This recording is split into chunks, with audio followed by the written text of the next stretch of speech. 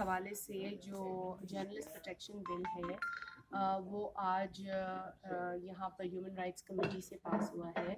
اور آپ کو یاد ہوگا کہ پاکستان پیپلز پارٹی کے چیئرمین جناب بلاول بھٹو زرداری صاحب جو کہ چیئر کرتے ہیں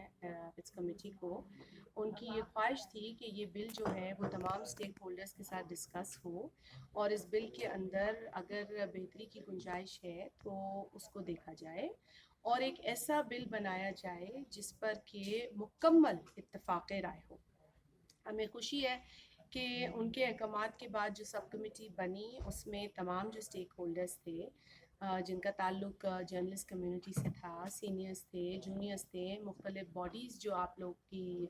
ہوتی ہیں جرنلسٹ کی، ان کی نمائندگی وہاں ہوئی، اور ان تمام نمائندہ جو لوگ تھے انہوں نے ایکسپلین کیا، اور ماضی میں جو ایکسپیرنسز رہے ہیں اور جو پریکٹیکل چیزیں اس بل میں ہونی چاہیے اس پر گفت و شنید ہوا، اور ایک اچھی سحر حاصل جو اس پہ ڈسکشن تھی، اس کے بعد اس بل کو فائنل شکل دی گئی۔ آج بھی جب یہ بل یہاں آیا تو اس سٹیج پر بھی ایک آنریبل ممبر نے کسی چیز کے اضافے کی بات کی، اور اس پر بھی کمیٹی نے اگری کیا، کیونکہ بنیادی طور پر جو تمام اراکین تھے وہ چاہتے تھے کہ پروٹیکشن آف جرنلسٹ ہو، اور یقیناً یہ بل آنا چاہیے، کیونکہ صحافی کمیونٹی نے بہت کچھ جو ہے وہ جھیلا ہے، بہت تکلیفیں دیکھی ہیں۔ آج بھی انٹرنیشنل رینکنگ میں ہمیں دکھ ہوتا ہے کہ جب یہ کہا جاتا ہے کہ پاکستان میں صحافی خود کو محفوظ نہیں سمجھتا، معاشی طور پر تو اس کی بدحالی ہم دیکھ رہے ہیں، لیکن سیکیورٹی کے اینگل سے بھی صحافی کا جو پوری سچویشن ہے وہ بڑی غیر یقینی ہے۔ تو ہم امید کرتے ہیں کہ اس بل کے ذریعے صحافی کمیونٹی کو کچھ ریلیف ملے گی، لیکن ہم یہ بھی امید کرتے ہیں کہ اس بل کی امپلیمنٹیشن ہو سکے گی، کیونکہ کوئی بھی قانون اس وقت تک کام نہیں دکھاتا جب تک اس کی امپلیمنٹیشن نہیں ہوتی۔ تو آپ کے توسط سے یہ بھی میں کہوں گی کہ اس کی امپلیمنٹیشن حکومت کو کرانی پڑے گی، اور اس کے علاوہ جو دیگر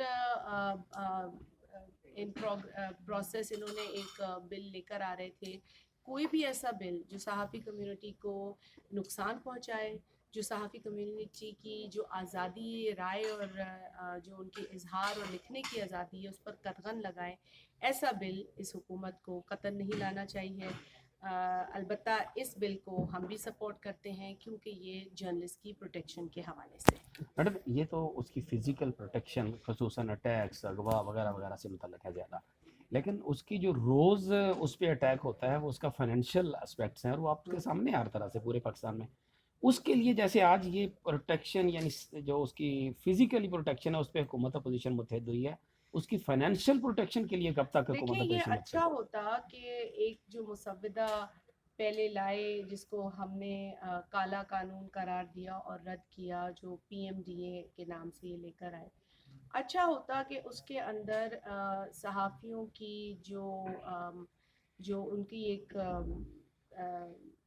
فائنینشیل پروٹیکشن ہے، یا ان اداروں کی ایک رسپانسبلٹی ہے،